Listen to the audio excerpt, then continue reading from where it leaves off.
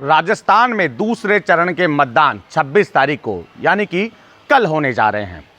अलग अलग सीटों पर रोचक मुकाबला देखने को मिल रहा है।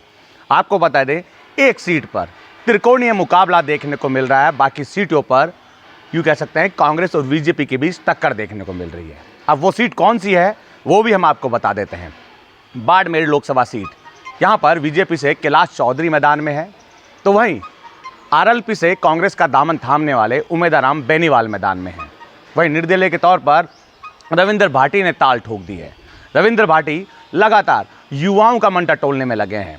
बीते दिनों जिस तरह उनकी सभाओं में युवाओं की भीड़, आम जन की भीड़ दिखी, इससे साफ जाहिर हो गया कि जिस तरह उन्होंने ताल ठोकी है, जनता का भी उन्हें समर्थन मिल रहा है।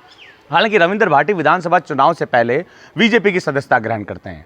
माना यह जा रहा था कि रविंद्र भाटी को बीजेपी उम्मीदवार बनाएगी, लेकिन विधानसभा चुनाव में भी जब उनको उम्मीदवार नहीं बनाया तो निर्दलीय के तौर पर उन्होंने ताल ठोक दी और उनकी जीत हुई।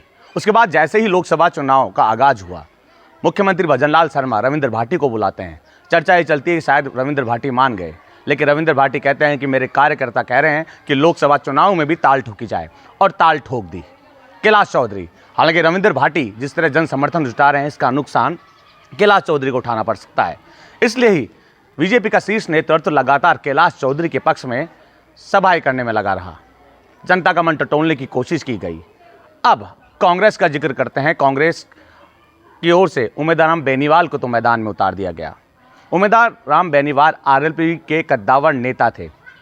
कांग्रेस ने उनकी ओर से प्रचार प्रसार भी किया, लेकिन हनुमान बेनीवाल का एक बयान, यूँ कह सकते हैं हनुमान बेनीवाल जो कि नागौर से उम्मीदवार हैं, उनकी ओर से दिए गए बयान से यहाँ पर कांग्रेस की थोड़ी मुश्किलें खड़ी हो गई। हनुमान बेनीवाल ने कहा कि समाज के कुछ नेताओं के द्वारा, कांग्रेस के एक बड़े नेताओं के द्वारा मेरी पार्टी को तोड़ने का काम किया गया, इसलिए मैं बाड़मेर लोकसभा सीट पर कांग्रेस के उम्मीदवार के लिए प्रचार प्रसार नहीं करूँगा।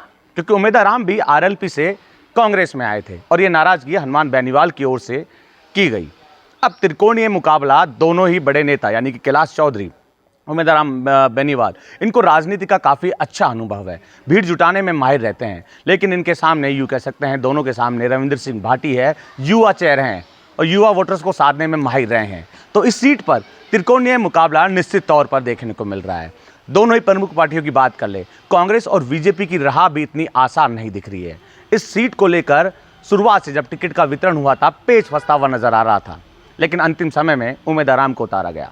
उमेदराम जो है लगातार जनसभाओं के माध्यम से जनता के बीच में जा रहे हैं। बीजेपी सरकार पर आरोप लगा रहे हैं कि बीजेपी की केंद्र सरकार ने 10 साल में कोई काम नहीं किया। वहीं बीजेपी के उम्मीदवार 10 साल के कामों का ब्यौरा दे रहे हैं कि जिस तरह हमने काम किए, आगामी दिनों में भी ऐसे काम रहेंगे। लेकिन इन दोनों के बीच रविंद्र सिंह भाटी काफ़ी चर्चा में बने हुए हैं। बहरहाल देखने वाली बात ये होगी इस त्रिकोणीय मुकाबले में किसकी जीत होती है। बसंत पांडे, TV9 जयपुर।